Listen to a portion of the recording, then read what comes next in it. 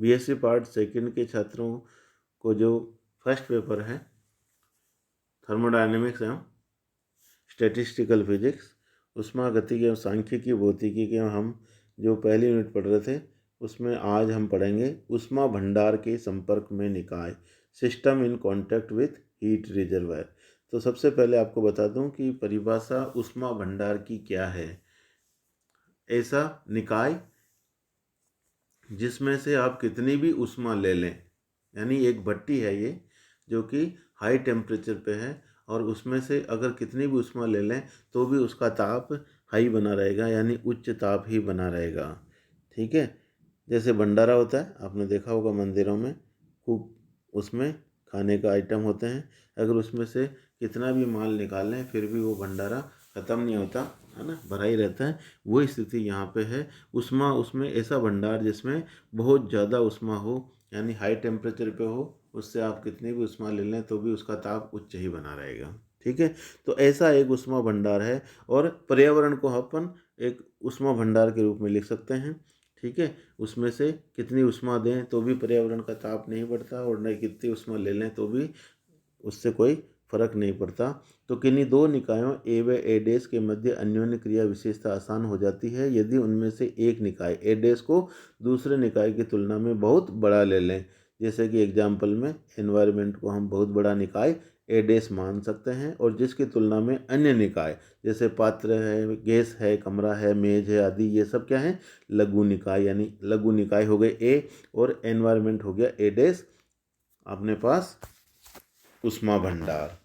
और यदि लघु निकाय ए से उष्मा स्थानांतरण होने पर ए डैश जो परिवेश है, उष्मा भंडार है, उसका ताप अपरिवर्तित रहता है, तो निकाय ए डैश को हम उष्मा भंडार कहते हैं। अब हम ये जानना चाहते हैं कि यदि कोई निकाय ए किसी उष्मा भंडार ए डैश के संपर्क में साम्यावस्था में है तो निकाय ए की जो किसी अवस्था में जो ऊर्जा है ई आई, ठीक है, किसी विशिष्ट अवस्था आई में होने की जो प्रायिकता है पी ब्रैकेट में ई आई लिख रहे हैं, वो क्या होगी, वो निकालने की कोशिश करेंगे। माना निकाय ए किसी निश्चित अवस्था आई में है और उसकी ऊर्जा ई आई है, उन दोनों निकायों से बना संयुक्त निकाय ए डैश जो कि पूर्णतः विलगित होने के कारण इनकी संयुक्त ऊर्जा, यानी ए और ए डैश से मिलकर बनने वाला जो निकाय है ए स्टार, और उसकी ऊर्जा है ई स्टार, सदैव नियत रहती है। समझ में आ रहा है ना आपको? एक बार मैं लिख के बताऊं। ए निकाय है, उसकी ऊर्जा को तो हम लिख रहे हैं ई आई, किसी अवस्था आई में होने के लिए। ए डैश जो हमारे पास उष्मा भंडार है, उसकी ऊर्जा बहुत ज़्यादा है और वो ई डैश बनी हुई है, और इन दोनों से मिलकर जो बना निकाय है, ये ए निकाय था, ये ए डैश, एक दोनों से मिलकर जो बना निकाय है बड़ा ए स्टार, उसको कहते हैं अपन। तो उसकी जो ऊर्जा होगी ई स्टार, वो इन दोनों की ऊर्जाओं के योग के बराबर होगी। ठीक है, वो ये कहना चाह रहा है। क्या कहना चाह रहा है? ई स्टार ए और ए डैश से मिलकर बना है, तो ए की थी ई आई और इसकी थी ई डैश, तो इसकी ऊर्जा इन दोनों के योग के बराबर होगी। ठीक है, तो हम इधर ले लें, ई डैश हम निकालना चाहते हैं तो ये इधर आएगा, और ई डैश हमारे पास इस तरह से ई स्टार माइनस ई आई आप लिख सकते हैं। चूँकि निकाय ए एक निश्चित अवस्था आई में है, अतः ए स्टार के लिए वही ऊर्जाएँ अभिगम्य अवस्थाएं होगी जो उष्मा भंडार ए डैश के लिए अभिगम्य होती है, अर्थात निकाय ए स्टार की अभिगम्य ऊर्जा अवस्थाओं की संख्या वही होगी जो ए डैश निकाय की है। और हम अभिगम्य अवस्थाओं को किससे लिखते हैं? इससे लिखते हैं ओमेगा। तो ए डैश के लिए इस पे मात्रा लगा देंगे और वो ई डैश का फलन होगी। इस तरह से लिखते हैं। अभिगम्य अवस्थाओं की संख्या आप पढ़ चुके हैं। कोई भी निकाय है उसमें बहुत ज़्यादा संख्या में अणु होते हैं। ठीक है, तो उनमें वो स्वतंत्र कोटि की संख्या के अनुसार हम देखते हैं कि सिर्फ वो अणु जो बाह्य प्रतिबंध का पालन करते हैं उनको अभिगम्य अवस्थाओं की संख्या कहते हैं। परंतु सांख्यिकी के मूलभूत अभिग्रहित समपूर्व प्रायिकता के सिद्धांत के अनुसार संयुक्त निकाय ए स्टार की प्रत्येक अभिगम्य अवस्था में पाए जाने की प्रायिकता समान होती है। अतएव किसी विशिष्ट अवस्था आई में निकाय के पाए जाने की जो प्रायिकता है वो संयुक्त निकाय जो ए स्टार है उसके अभिगम्य अवस्थाओं की संख्या जो कि ओमेगा डैश ई डैश के अनुकरणुपाती होगी।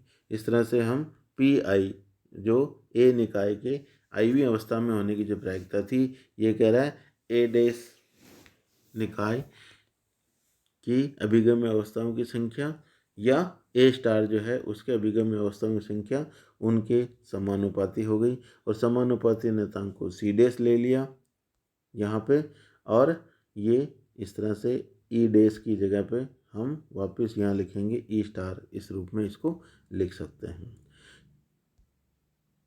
अवस्था आई पर हम देख रहे हैं इस पी आई जो लेफ्ट हैंड साइड में है, राइट हैंड साइड में केवल यानी ई आई पर निर्भर करेगा। क्योंकि प्रारंभ में निकाय ए को ऊष्मा भंडार ए डैश की तुलना में बहुत छोटा लिया है, अतः हम कह सकते हैं E I is very very less than E star.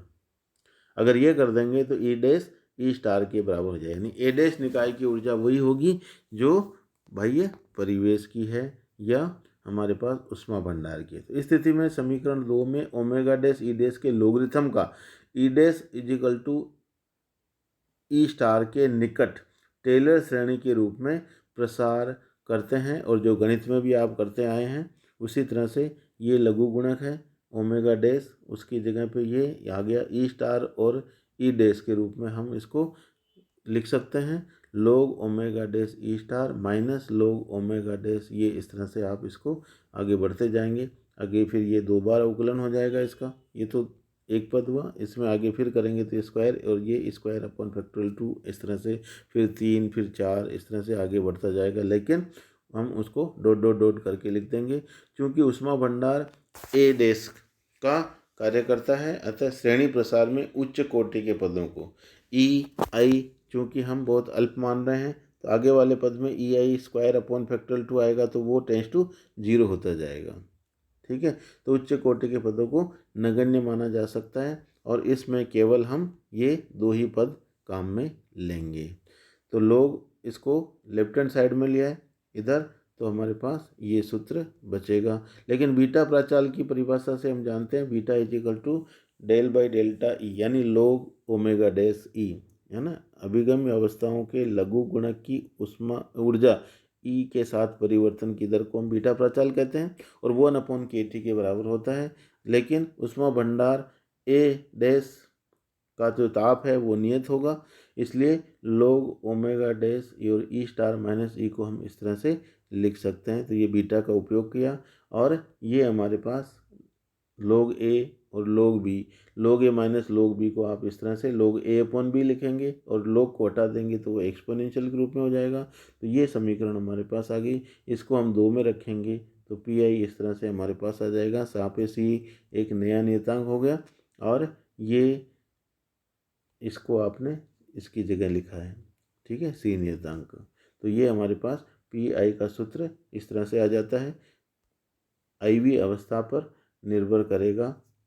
समीकरण 4 जो बता रही है सांख्यिकी का एक महत्वपूर्ण परिणाम है, जिसके द्वारा किसी निकाय के नियत ताप T पर ऊर्जा ई आई की अवस्था आई में होने की प्रायिकता पी आई का बोध होता है, और इसे प्रायिकता वितरण फलन भी कहते हैं या कैनोनिकल वितरण भी कहते हैं। एग्जाम में ये आता है, और हम इसको चरघातांकी फलन एक्सपोनेंशियल माइनस बीटा ई आई जो आ रहा है ये वो बहुत ही इम्पोर्टेंट है, इसको हम वोल्टेज मान गुणक कहलाता है। और निकायों का यह समुच्चय जो नियत ताप T पर किसी ऊष्मा भंडार के साथ ऊष्मीय संपर्क में है और साम्यावस्था में भी है, तथा समुच्चय के प्रत्येक घटक में अभिगम अवस्थाओं में वितरण p I is equal to c exponential minus beta e के अनुसार होता है, विहित समुच्चय कहलाता है। तो ये परिभाषा आती है, आपको इस तरह से इसको लिखना है। समीकरण 4 के अनुकरणपाती नियतांक सी को हम प्रसामान्यीकरण प्रतिबंध के द्वारा इसका मान निकाल सकते हैं, क्योंकि हम जानते हैं सभी कुल अधिकतम प्रायिकता कितने, सबका योग क्या होता है 1 होता है। तो यहाँ पे पी आई का मान रख दिया, ये आ गया ये 1, और सी चूँकि कांस्टेंट है बाहर चला जाएगा, तो सी का मान ये आ गया हमारे पास 1/this, उसको ऊपर रखेंगे हमारे पास, तो ये प्रायिकता का सूत्र आ जाएगा P I is equal to exponential.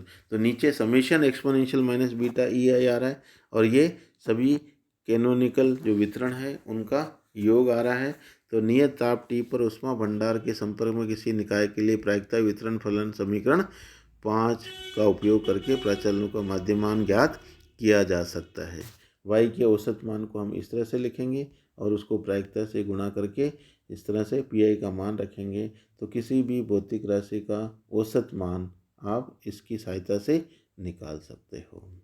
तो ये इसकी एप्लीकेशन है कि ऊष्मा भंडार के संपर्क में कोई निकाय हो तो हम किसी उस निकाय की आयु अवस्था में होने की जो प्रायिकता निकाल सकते हैं और उसकी सहायता से हम किसी भी भौतिक राशि के औसत कान का मान भी निकाल सकते हैं। तो जो भी जैसा भी क्वेश्चन आए छोटा बड़ा उसके हिसाब से एग्जाम में आप इसको कर सकते हैं।